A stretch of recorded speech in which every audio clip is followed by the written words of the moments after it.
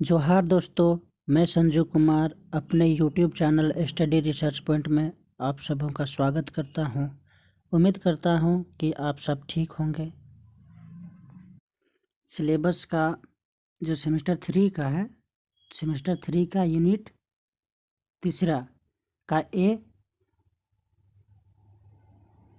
Primary sources of history देखेंगे। B में है सेकेंडरी सोर्सेस, द्वितीय स्रोत, सोर्सेस ऑफ हिस्ट्री देखेंगे। ठीक है, ए और बी। देखिए, प्राथमिक स्रोत को जानने का एक साधन है और इतिहास को जानने के लिए साक्ष्य सबका जो भी साक्ष्य मिलते हैं उसी के अनुसार से जाना जाता है। तो प्राथमिक स्रोत को प्राथमिक स्रोत इसलिए कहा जाता है क्योंकि अनुसंधानकर्ता पहली बार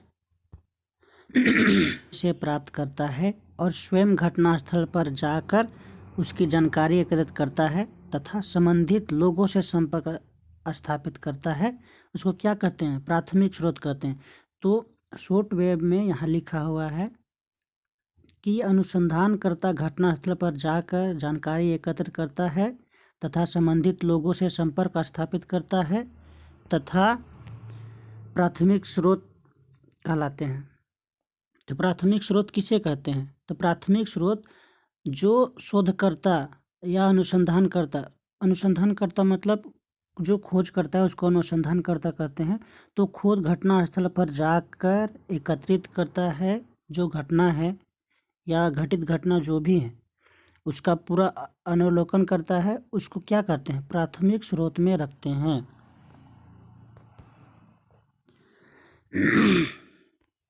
अन्य शब्दों में कहे तो प्राथमिक स्रोत जो किसी घटना, वस्तु, व्यक्ति या कार्य से सीधे जुड़ी होती है उसे क्या कहते हैं? प्राथमिक स्रोत कहते हैं। जैसे मान लीजिए कि किसी वस्तु, घटना यानी किसी घटना से रिलेटेड रहेगा, उसको क्या कहेंगे? प्राथमिक स्रोत कहेंगे, क्योंकि वो पहला साक्ष्य मिल जाता है ना उसके बारे में कि घटना उससे घटी, मतलब पहली बार, तो उसको प्राथमिक स्रोत में रखेंगे। जैसे ऐतिहासिक साक्ष्य, वैधानिक दस्तावेज, ऑडियो वीडियो क्लिप संबंधित आते हैं जिसे प्राथमिक स्रोत कहते हैं। मान लीजिए कि कहीं घटना घटी, चाहे कुछ भी आकस्मिक घटना घट गई है, तो उसको जानने के लिए क्या करना पड़ेगा? सबसे पहले आपको उसका वीडियो साक्ष्य या उसका वीडियो क्लिप या कुछ भी घटना जो वैधानिक दस्तावेज के माध्यम से आप उसको बताने की कोशिश कीजिएगा, तभी आपका मान्य होगा कोई भी प्रूफ। तो जो प्राथमिक स्रोत में है, प्राथमिक स्रोत में यही है कि ऐतिहासिक साक्ष्य, इतिहास को जानने के लिए ऐतिहासिक साक्ष्य, वैधानिक दस्तावेज, ऑडियो वीडियो क्लिप संबंधित सभी चीज़ें आते हैं, उसे प्राथमिक स्रोत में रखा जाता है। स्रोत कहते हैं जो सामग्री एवं स्वरूप होते हैं। प्राथमिक स्रोत का स्वरूप होते हैं। जो सामग्री का भौतिक स्वरूप होता है उसको कितना? पहला में देखिए, लिखित साधन, जीवन, शिलालेख, कथा, वंशावली, सिक्का, मुद्रा, ताम्रपत्र आदि।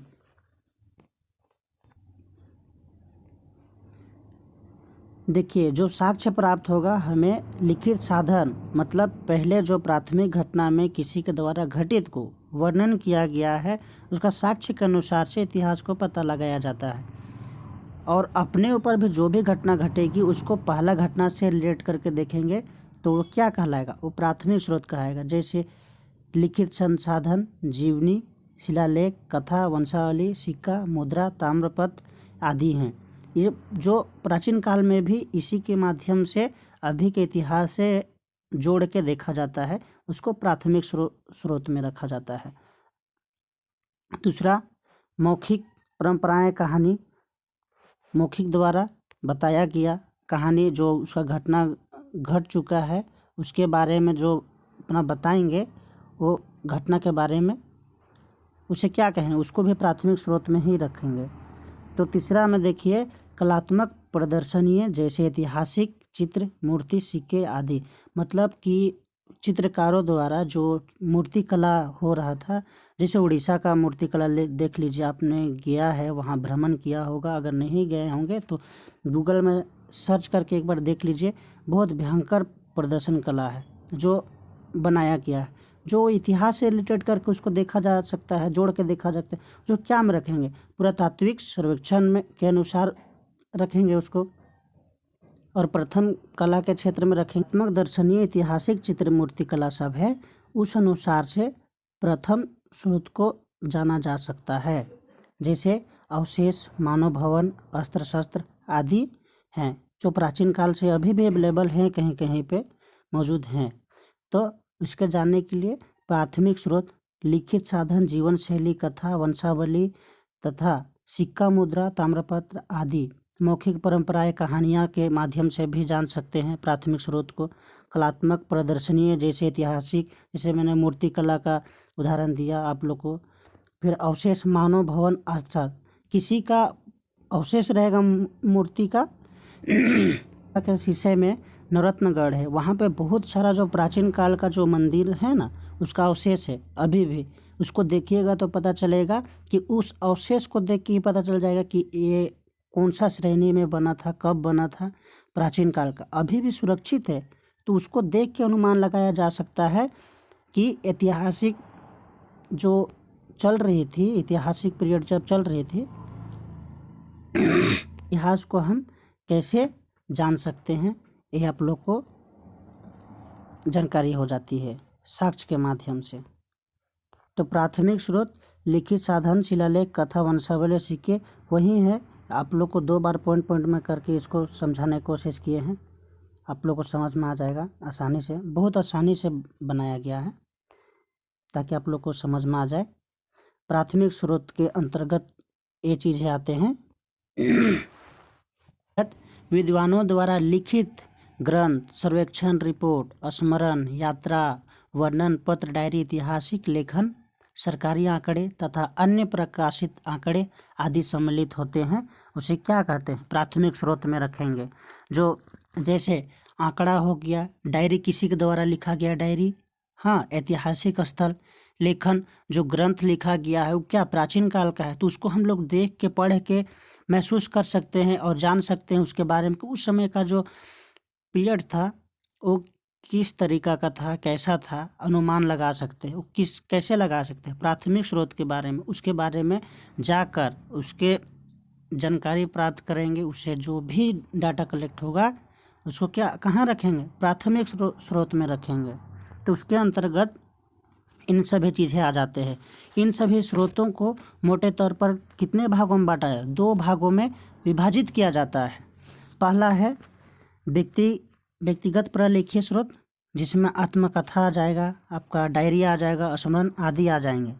व्यक्तिगत कथा मतलब अब जान रहे, व्यक्तिगत मतलब पूरा इसमें सेंटेंस क्लियर हो जा रहा है। व्यक्तिगत मतलब खुद का लिखा हुआ, जैसे आत्मकथा हो गया, कालिदास हो गए, फयान हो गए, सब क्या कितना बुक लिखे थे एक दूसरे के बारे में, अपने बारे में, तो क्या हो गए आत्मकथा, डायरी, स्मरण याद के लिए आदि सभी व्यक्तिगत प्रलेखीय स्रोत में आते हैं, जो प्राथमिक स्रोत का उल्लेख करता है ना। उसको जानने में हम लोग को सुविधा महसूस होती है। तो दूसरा में सार्वजनिक प्रलेखीय स्रोत, रिकॉर्ड, प्रकाशित आंकड़े, पत्र, पत्रिका। देखिए, सार्वजनिक प्रलेखीय स्रोत में जो रिकॉर्ड, जैसे कि आपने वहाँ पे गया, फिर डाटा कलेक्ट किया, या किसी डाटा या रिकॉर्ड का आंकड़ा का जो भी साक्ष्य आपके पास पत्र पत्रिका के माध्यम से रिकॉर्ड है, वो क्या है, वो सार्वजनिक हो जाएगा, सभी को जानेंगे, सभी को जानने का इच्छा करेंगे, तो वह सार्वजनिक प्रलेखीय स्रोत हो जाता है। यहाँ पे गलती हो गया है, प्रलय हो गया है, उसको प्रलेखीय कर लीजिएगा। थोड़ा सा सेंटेंस में यहाँ पे थोड़ा सा गलती हो गया है, सुधार लीजिएगा आप लोग। तो उसको सार्वजनिक स्रोत में रखेंगे, दूसरा में, ठीक है ना।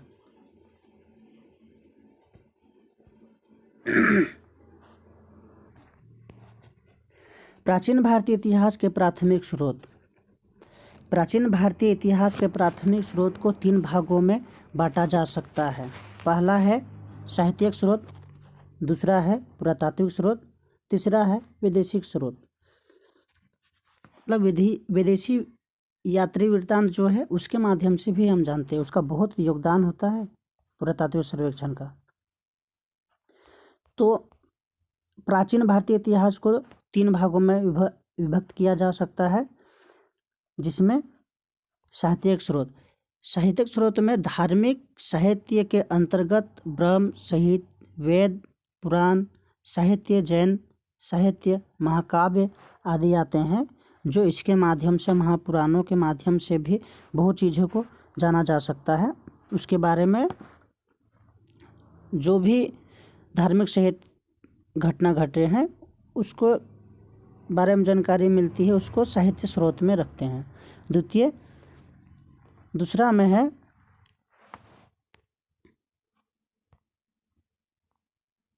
में है आपका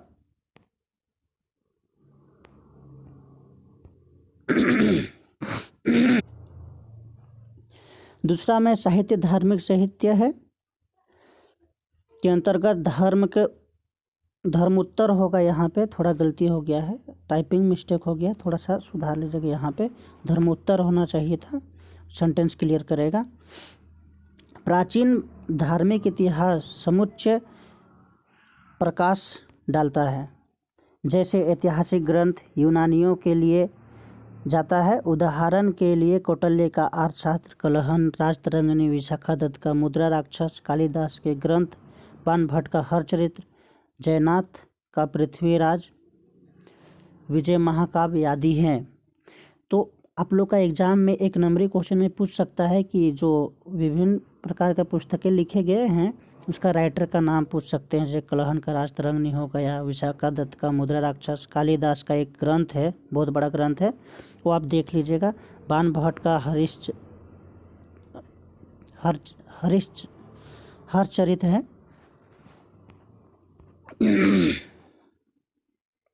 खोज के पढ़ लीजिएगा।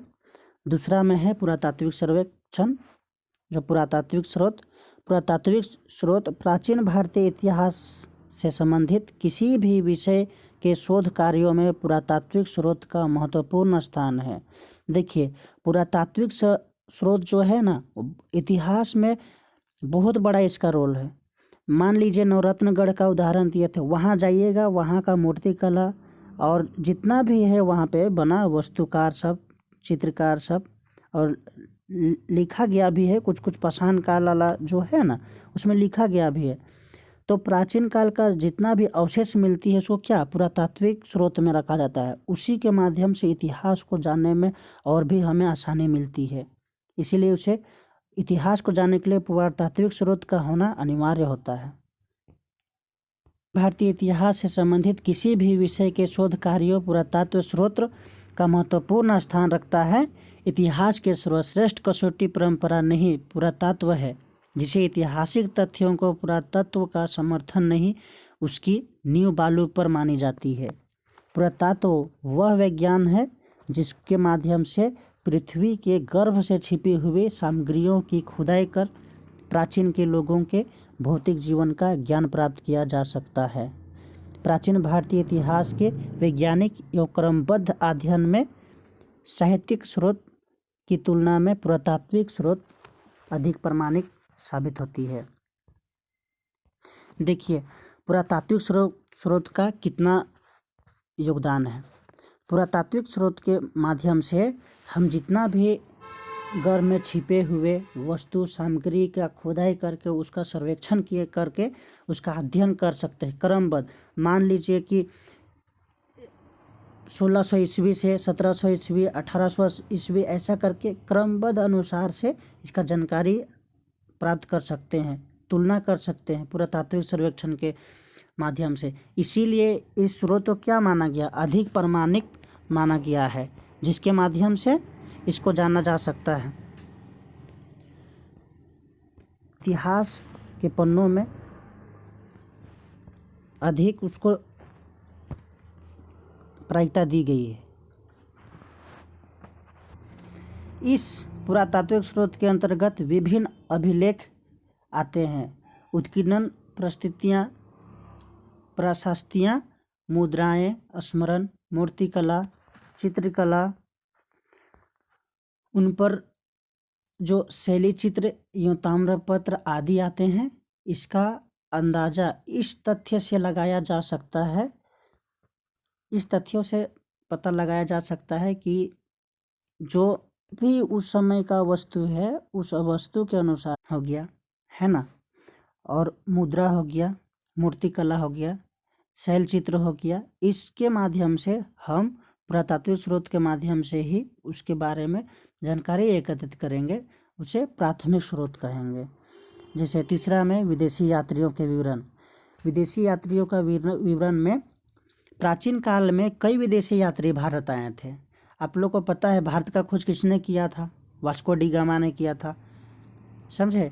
तो उस समय जब उपनिवेशिक काल था और उपनिवेशिक और व्यापारिक मार्ग का जब मार्ग खोजा जा रहा था पुनर्जागरण काल में, उस समय वास्को डी गामा भारत का खोज किए थे। माना जाता है कि जो संत, क्या ध्यान से उतर रही है, क्या नाम है उनका, माना जाता है कि संत कोलंबस जो थे ना, वो भारत का खोज किए हैं बोल के, पर नहीं, उन्होंने अमेरिका का खोज किया था। और वास्को डी गामा का बहुत बड़ा रोल था, जो उसने बहुत सारे मेरुदंड जो है द्वीप, उस द्वीप से निकले थे और दक्षिण से लेके पूरा भारत को खोजने में सक्षम प्राप्त किए थे, जो 1497 ईस्वी में निकले थे, खोज किए थे भारत का। जो वे पुर्तगाली नाविक थे वास्को डी गामा, जो यहाँ पे दक्षिण में कालीकट का खोज किए थे।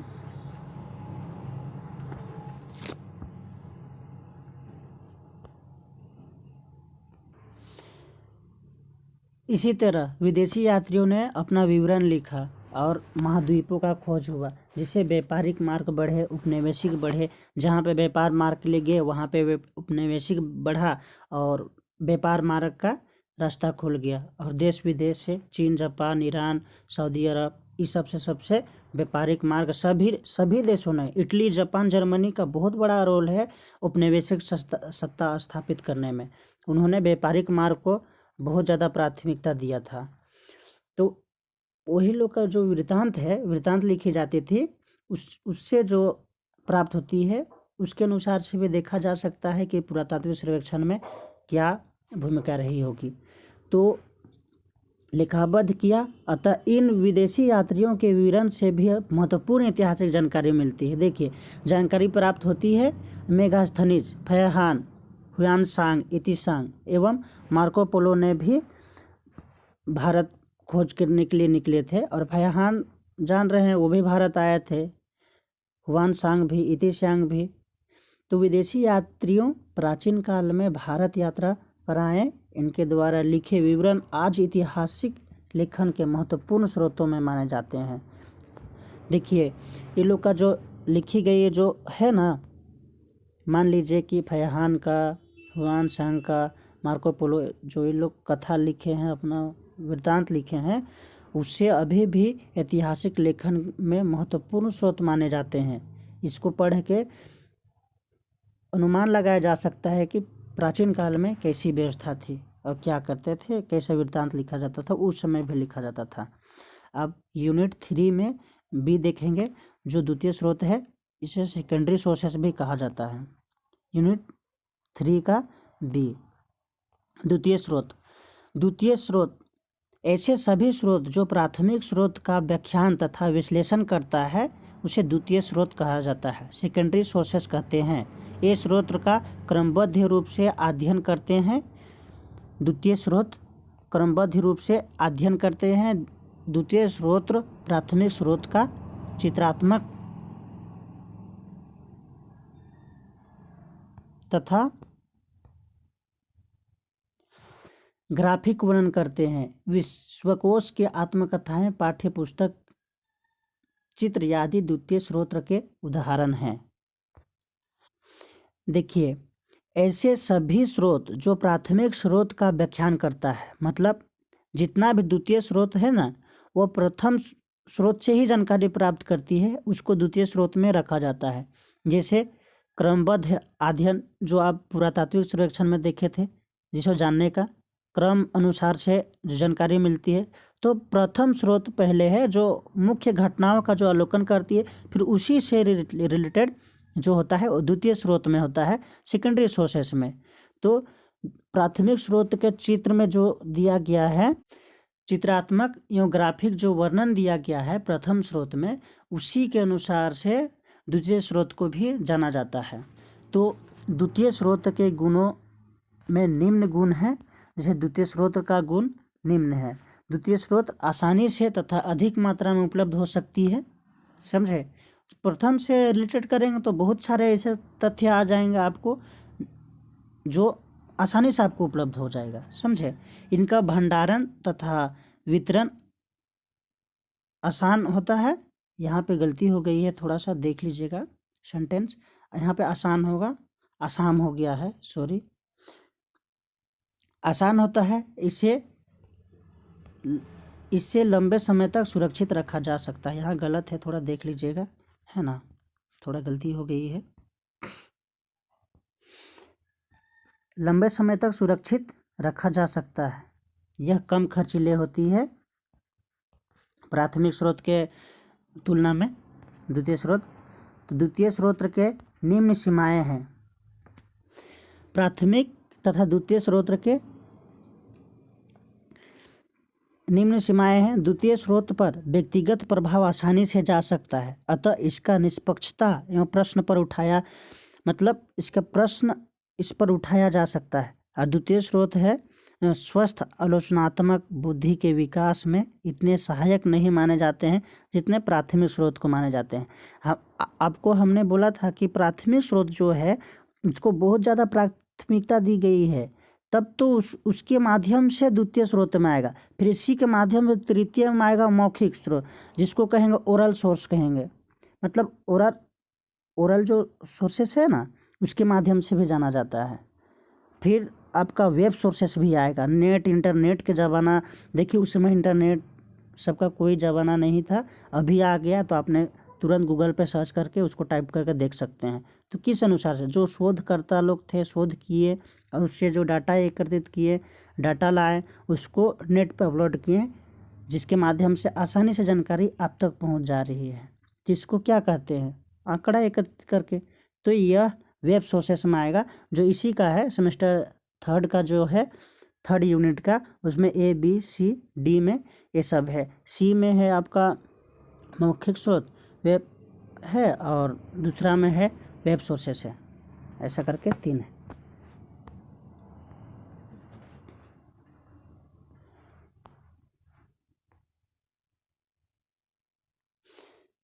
तो द्वितीय स्रोत स्वस्थ आलोचनात्मक बुद्धि के विकास में इतने सहायक नहीं माने जाते हैं जितने प्राथमिक स्रोत में माने जाते हैं। तो स्टडी रिसर्च पॉइंट में आप सबका स्वागत है एक बार फिर से। जो हमारे द्वारा जो भी गलतियाँ इसमें पाई जाएगी उसको कमेंट करके, सब्सक्राइब करके और कमेंट में बताइएगा, सुधारने का कोशिश करेंगे। मेरा पहला क्लास है, आप लोग को अच्छा लगे तो लाइक, शेयर, सब्सक्राइब करिएगा, ऐसे ही मोटिवेट करने के लिए, और आगे मैं ऐसी ही वीडियो ला सकूँ आप लोग के लिए। बहुत आसानी से मैं इसको बनाया है, मतलब कि छोटा छोटा तोड़ के, बहुत लंबा है उसको, कहे कि आप लोग को इसके बाद में मतलब द्वितीय स्रोत, सेकेंडरी सोर्सेस के बारे में, फिर वेब सोर्सेस आएगा, फिर ओरल सोर्सेस, मतलब सी में है ओरल सोर्सेस, उसके बाद में वेब सोर्सेस है, जो पूरा इतिहास का जो है इंटरनेट माध्यम से, अभी हमने बोला था, उसी के माध्यम से जानकारी प्राप्त कर रहे हैं। डाटा, चित्र, मंदिर कला, जितना भी है उसको किस माध्यम से, प्राथमिक स्रोत के माध्यम से द्वितीय स्रोत में आंकड़ा एकत्रित करके तृतीय में क्या दिखाया जा रहा है, मौखिक स्रोत के माध्यम से बतलाया जा रहा है। वेब सोर्सेस में आएगा आपका, इंटरनेट का ज़माना उस समय नहीं था, अब आ गया, अब सारा चीज़ अपलोड हो जाता है, आपने गूगल में आसानी से टाइप करके देख सकते हैं, ठीक है ना। तो वे वेब सोर्सेस में आएगा। तो दो जो C और D है वो आसान है, वो आप अपने माध्यम से लिख सकते हैं। यही दो है जो थोड़ा सा कठिनाई महसूस होता है, पर आसान हो जाएगा, आप लोग देखिए, थोड़ा सा सर्च करके देखिए। प्राथमिक तथा द्वितीय स्रोत में अंतर, इसमें भी अंतर मिलती है। बहुत से लोगों द्वारा डाटा का संग्रह, इसमें क्षेत्रगत पुस्तिका, साक्षात्कार, सर्वेक्षण आदि आते हैं। यह मूल स्रोत है। देखिए, प्रथम स्रोत में बहुत से लोग द्वारा डाटा संग्रह, मतलब बहुत नहीं, एक कोई नहीं, इसमें एक कोई नहीं, 1 से 2 से 3, मतलब 3-4 व्यक्ति का समूह जो रहेगा, उसी के माध्यम से क्या किया जाएगा, डाटा एकत्रित किया जा सकता है। समझे? पुस्तक प्रयोग, साक्षात्कार, सर्वेक्षण किया जा सकता है। एक कोई से सर्वेक्षण होगा ही नहीं, वो तो आपको भी पता है ना। तो इस माध्यम से प्राथमिक स्रोत को मूल स्रोत माना जाता है ना। द्वितीय स्रोत में इसमें प्राकृतिक डाटा होता है, जैसे पुस्तक, शोध पत्र, गाइड आदि। मूल स्रोत पर आधारित होने के कारण इस पर व्यक्ति या विचारधारा का प्रभाव होता है। जैसे इसमें परिष्कृत डाटा, जो डाटा प्राप्त किए थे, जैसे पुस्तक, शोध, गाइड करते हैं तो थोड़ा चेंजेस आता है, सबका मानना है। इतिहास में सबसे ज़्यादा मानना है, लेकिन फैक्ट होना चाहिए, उसको प्रमाणित करने के लिए इस माध्यम से द्वितीय स्रोत में रखा जाता है प्राथमिक स्रोत की तुलना में, ठीक ना। तो मूल स्रोत का आधारित होने के कारण व्यक्तिगत या विचारधारा का प्रभाव होता है। जैसे कि डाटा, आपने कुछ डाटा अलग दिया, फिर उनका मानना है कि मनुस्मृति का हेन तेन कुछ है, ऐसा करके मान के अथी कर रहे हैं, तो थोड़ा सा चेंजेज आते हैं द्वितीय स्रोत में, उसी को बताया। तो प्राथमिक स्रोत और द्वितीय स्रोत में यही अंतर स्पष्ट है, तो देख लीजिएगा। और ठीक है, आज का वीडियो यही समाप्त करते हैं। बहुत सारे ऐसे घटनाएं हैं और प्राचीन काल के जितने भी पुस्तक हैं उसको मैं बहुत जल्द यही YouTube channel study research point GS में डालूंगा। और जीएस के लिए एकदम पूरा फैक्ट, एकदम एसएससी, जीडी, जेएसएससी, किसी के लिए भी जीएस पेपर और करंट अफेयर्स के लिए मैं इसी यूट्यूब चैनल पे नोट्स डाल दूंगा। और नोट्स, इस सब के सारे चीज़ का नोट लेने के लिए मुझे कांटेक्ट करें, कमेंट करें, मैं यूट्यूब का डिस्क्रिप्शन में ही लिंक डाल दूंगा, वहाँ से आप लोग डाउनलोड कर सकते हैं। और बहुत आसानी वेब से इसको समझाया, डायग्राम के माध्यम से भी बहुत जल्दी अब समझ जाइएगा। पढ़ने से सुनिए, पहले देखिए, उसके बाद इसको रियलाइज़ कीजिए।